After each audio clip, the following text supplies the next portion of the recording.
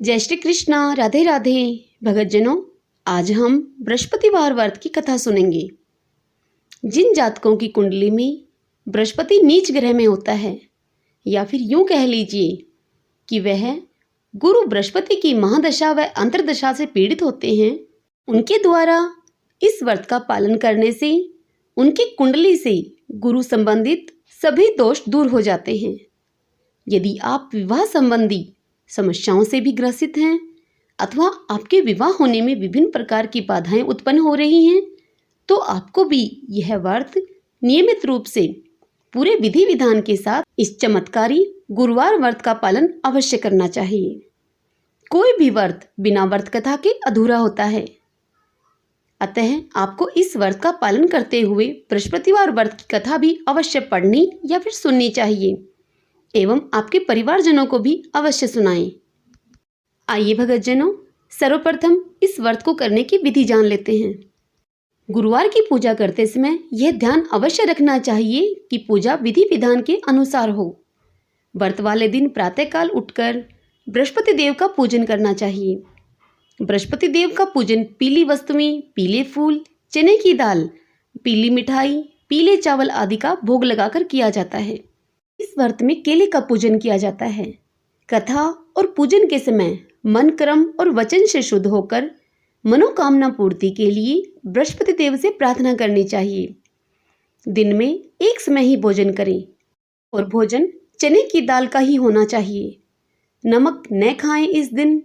पीले वस्त्र पहने, पीले फलों का प्रयोग करें, पीले चंदन से पूजन करें, पीले पुष्पों से पूजन करें और पूजन के बाद भगवान बृहस्पति की कथा अवश्य सुननी चाहिए। आइए भगतजनों, अब बृहस्पति देव की व्रत कथा सुन लेते हैं। बृहस्पति भगवान की दो कथाएं हैं।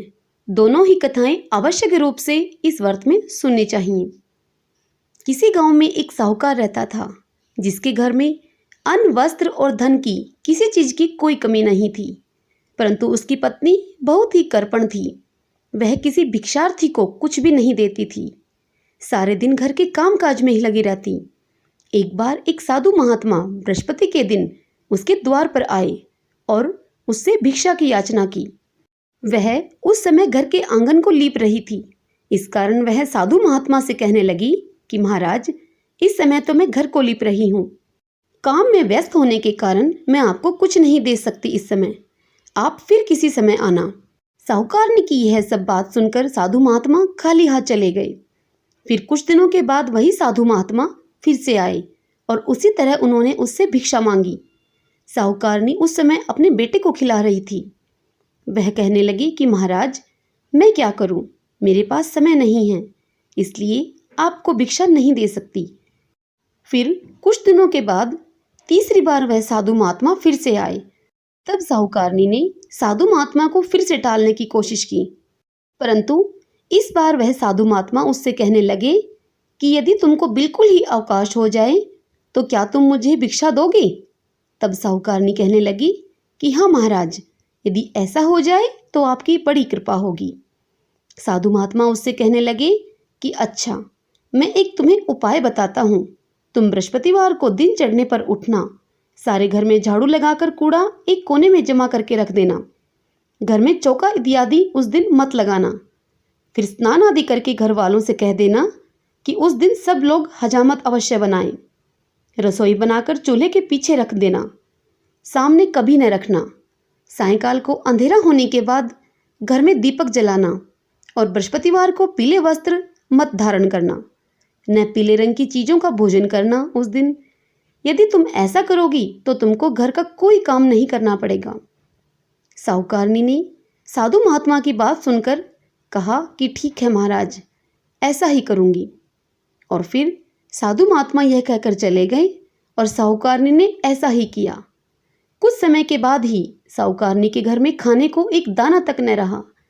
थोड़े ही दिनों में वही साधु महात्मा फिर से आए और उन्होंने फिर से भिक्षा मांगी। तब साहूकारनी उनसे कहने लगी कि महाराज, मेरे घर में तो खाने को अन्न तक नहीं है, आपको क्या दूं मैं अब? तब साधु महात्मा ने कहा कि जब तुम्हारे घर में सब कुछ था तब भी तुम कुछ नहीं देती थी, अब पूरा पूरा तुम्हें अवकाश है तब भी तुम कुछ नहीं दे रही हो। तुम क्या चाहती हो? वह कहो। तब साहूकारनी ने हाथ जोड़कर प्रणाम किया और कहने लगी कि महाराज, अब आप कोई ऐसा उपाय बताओ कि मेरे पास पहले जैसा धन धान्य फिर से हो जाए। अब मैं प्रतिज्ञा करती हूँ कि जैसा आप कहेंगे मैं वैसा ही करूँगी। तब साधु महात्मा ने उससे कहा कि ठीक है, बृहस्पतिवार को प्रातःकाल उठकर स्नान आदि से निवृत्त होकर घर को गाय के गोबर से लीपना और फिर अपने घर के पुरुषों से कहना कि उस दिन घर के सभी पुरुष हजामत न बनवाएं। भूखों को अन्न जल देती रहा करो। ठीक सायंकाल को घर में घी का दीपक जलाओ। यदि ऐसा करोगी तो तुम्हारी सब मनोकामनाएं भगवान बृहस्पति जी की कृपा से अवश्य पूर्ण होंगी। साहूकारनी ने ऐसा ही किया और उसके घर में धन धान्य वैसा ही हो गया जैसे कि पहले था। सब बोले बृहस्पति देव भगवान की जय। ओम बृहस्पति नमो नमः। आइए भगतजनों, अब बृहस्पतिवार व्रत की दूसरी कथा भी सुनते हैं। एक दिन इंद्र बड़े अहंकार से अपने सिंहासन पर बैठे थे और बहुत से देवता, ऋषि, गंधर्व, किन्नर आदि उसकी सभा में उपस्थित थे।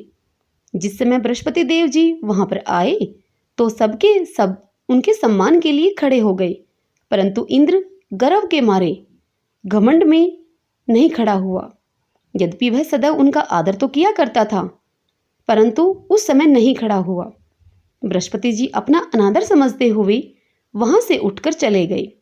तब इंद्र को बड़ा ही शौक हुआ कि मैंने गुरु जी का अनादर कर दिया, मुझसे इतनी बड़ी भूल कैसे हो गई, और वह यह सोच सोचकर पश्चाताप करने लगा।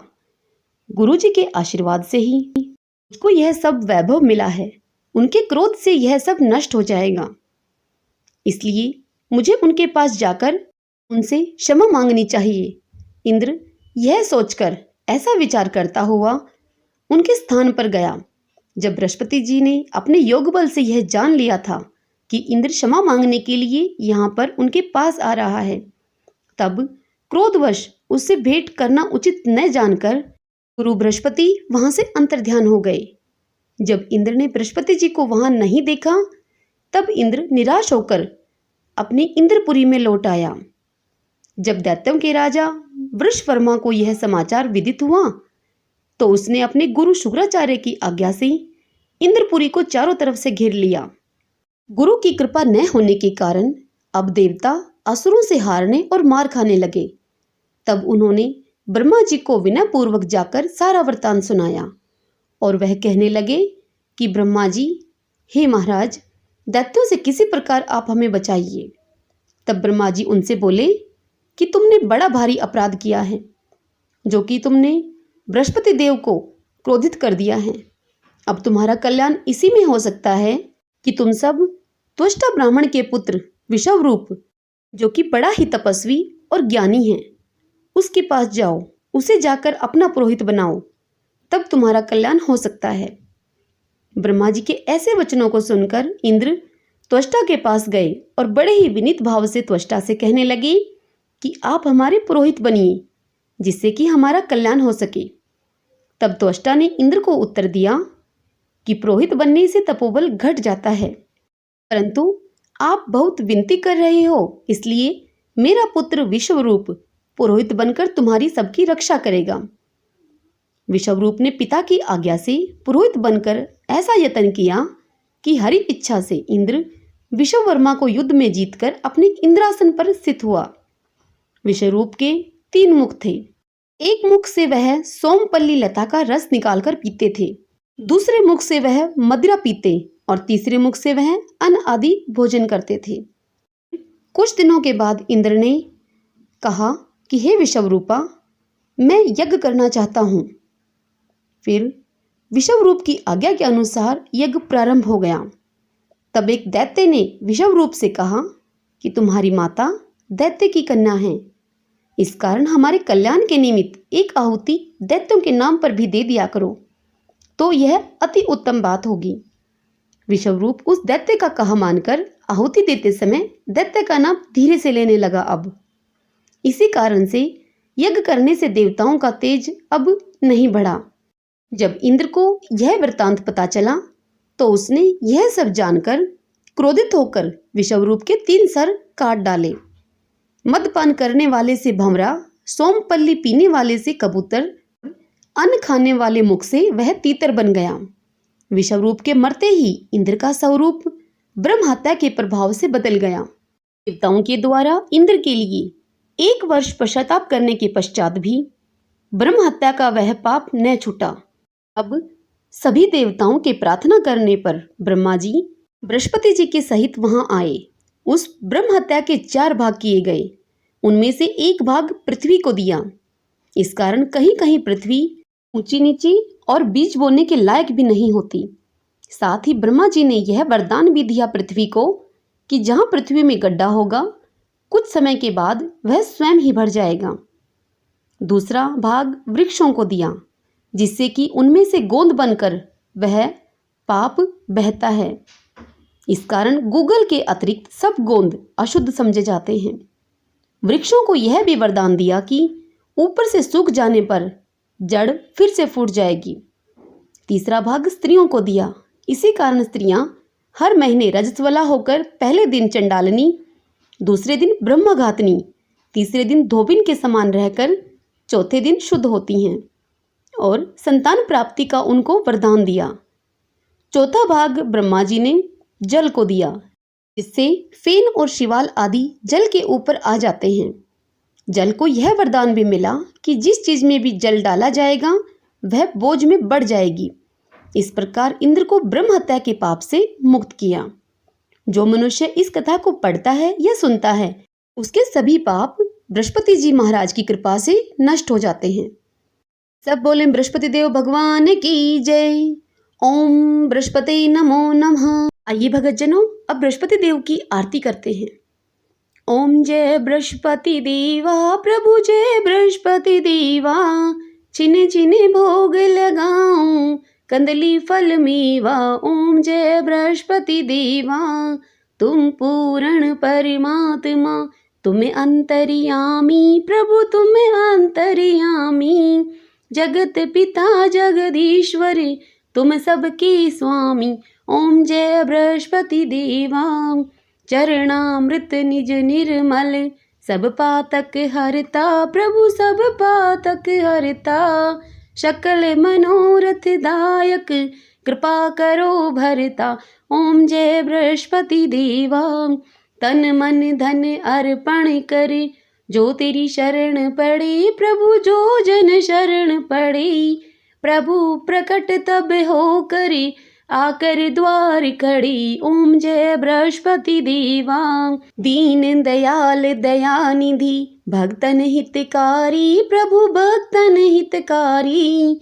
पाप दोष सब हरता, भव बंधन हारी। ओम जय बृहस्पति देवा, सकल मनोरथ दायक, सब संशय तारो प्रभु, सब संशय तारो।